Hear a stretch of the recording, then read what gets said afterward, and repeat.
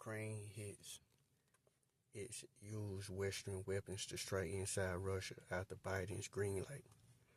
A senior Ukrainian official hinted Monday that despite Kremlin's threat, Kyiv may have already begun using Western weapons to hit targets inside Russia.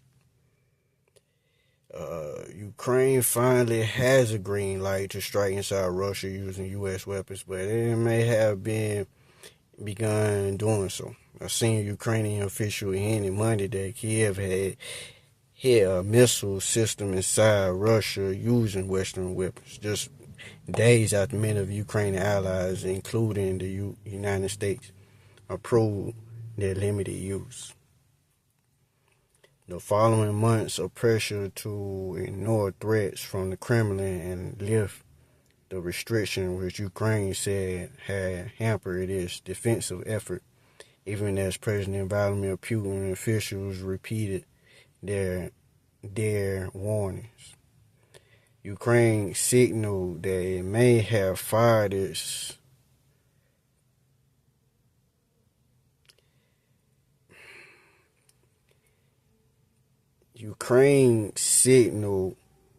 from fires shot from Russia in reality,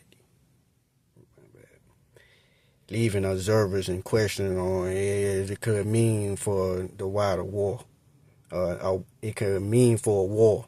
A now deleted post Monday on the Telegram message out from Ukrainian Deputy Prime Minister Irina Vereshchuk showed a photo of what appears to be a burning military truck.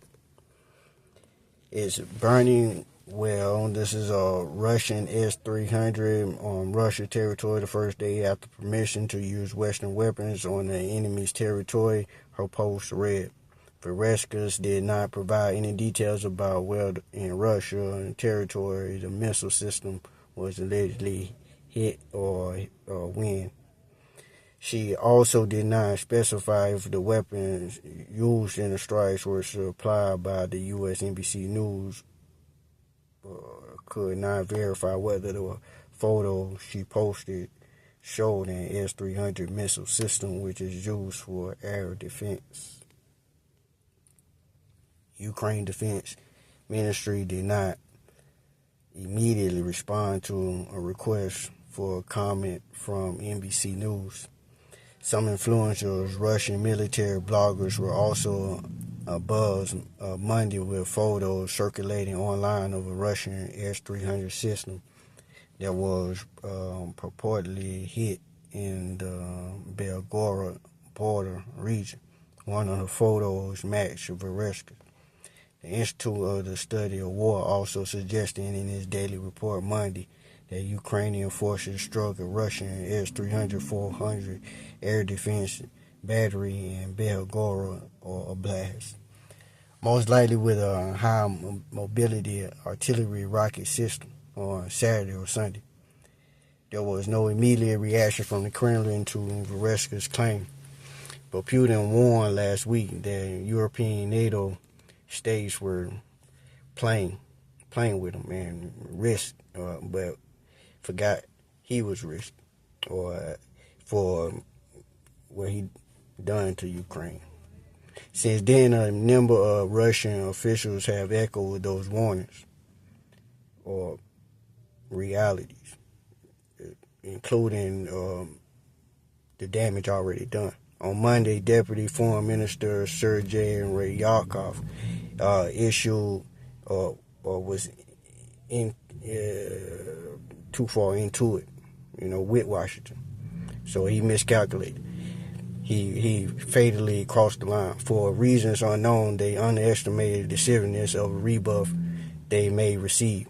Ryabkov said, accusing to the state news agency RIA. But military analysts were unconvinced by the Kremlin's rhetorical gambit. Ukraine is bound to show they can outdo us and that S-300 is a legitimate military target.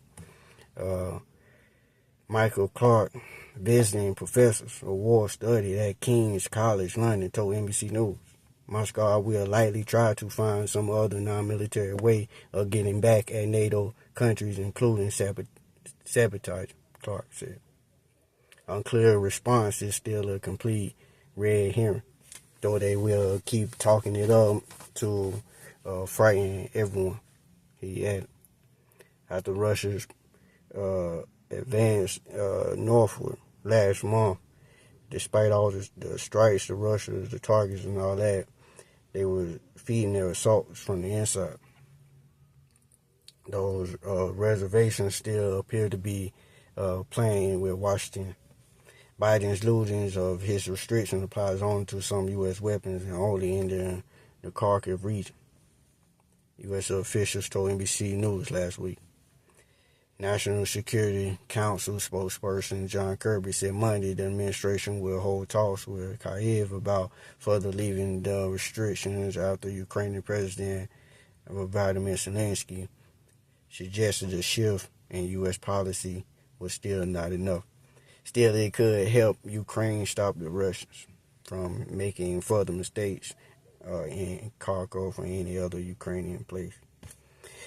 Strikes against military targets on Russian soil, like the one alleged in Verescus, will make Ukrainian defense more proactive and salient, or helping to stabilize the front line, said Mykola Belikov, research fellow at Ukraine's National Institute for Strategic Studies, a government research group.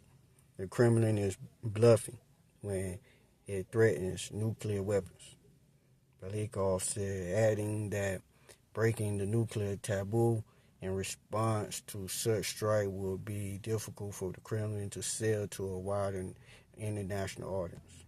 Therefore, we hope that this will become an additional incentive to remove restrictions on the use of ATACMS, which would be very useful for strikes on Russian airfields and air force in the border region.